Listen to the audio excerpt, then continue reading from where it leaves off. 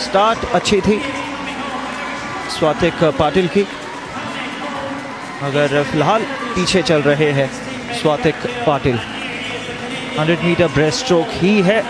Canada के Lu, Australia के Matthews, Gill और चौथे स्थान पर भारत के स्वातिक पाटिल। सगळ्यात पहिला धन्यवाद सर्वांना माझा सत्कार करण्याबद्दल। मी मुदग्या गावचा पहिला मुलगा आहे जे कॉमनवेल्थ गेम्स मध्ये पार्टिसिपेट केलेला आहे आणि मुदग्या गावचा सर्वांचा माझा आशीर्वाद होता, म्हणून मी ह्या पदपर्यंत जाऊ शकलो आणि इंडियाचा नाव तिथं जाऊन रोशन करू शकलो आणि मी तिथं 5th पोझिशन वरती आलेलो आणि नक्कीच असंच मुदग्या गावचा आशीर्वाद राहू दे माझ्यासोबत आणि मी नक्कीच येणाऱ्या कॉम्पिटिशन मध्ये इंडियाचं नाव रोशन करेन आणि नक्कीच इंडियासाठी मेडल घेऊन येईन। थँक्यू।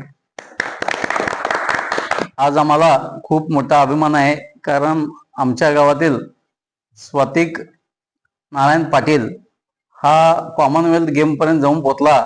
याच्या मागे त्यांच्या आई वडिलांचं फार मोठं श्रेय आहे। जसं छत्रपती शिवाजी महाराजांना जिजाऊ मातेचं व त्यांच्या वडिलांचं त्याच्यामध्ये श्रेय लाभलं होतं, तसंच या स्वातिकला त्यांच्या मातेचं व वडिलांचं खूप मोठं पाठबळ लाभलेलं आहे। तसेच त्यांच्या पूर्ण परिवाराचं, त्यांच्या काकांचं, बाकी सगळ्यांचं त्यांना फार मोठा एक आधार मिळाला आहे। त्यामुळे तो आज त्या पदापर्यंत जाऊन पोहोचलेला आहे। त्या स्वातिकच्या नावामुळे आमच्या मुदगे गावचं नाव व या पूर्ण देशाचं नाव आज कॉमनवेल्थ पर्यंत जाऊन पोहोचलेलं आहे। भले तो स्विमिंग मध्ये 5व्या नंबरवर राहिला असेल फायनलला, ते आमच्यासाठी खूप अभिमानाचं आहे, कारण तिथपर्यंत जाऊन पोचणंच फार कठीण आहे। हा तिथपर्यंत जाऊन पोहोचलेला आहे। आम्ही आई भावकेश्वरीकडे प्रार्थना करतो की येणाऱ्या ज्या एशियन गेम आहेत त्याच्यामध्ये त्याला नक्की यश मिळो व आमचं सर्वांचं या मुदगे गावचं नाव पूर्ण भारतभर व देशभर तसंच इंटरनॅशनल म्हणजे भारताबाहेर सुद्धा व्हावं अशी मी आई भावकेश्वरीकडे प्रार्थना करतो व त्याला चांगलं आरोग्य आयुष्य लाभो अशी मी आई भावकेश्वरी प्रार्थना करून माझे 2 शब्द संपवतो।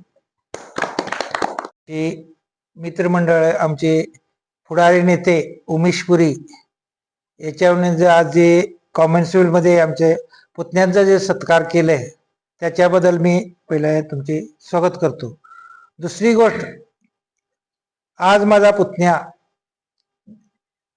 जवळजवळ 2-3 वर्षाचा, जवळजवळ लहान वयापासून तुम्हाला माहिती आहे मागे तुम्ही सत्कार केला आहे गावच्या वतीनं, तेव्हापासून तो सराव करतो आणि त्याच्या पाठीमागे त्यांची आई वडील आहेत, आम्ही तर आहेच, परंतु त्यांच्या आई वडिलांचं कसं, आता ती स्वतः त्यांची आई 2 महिने बेंगळूरला स्वतः ह्या कामासाठी होती।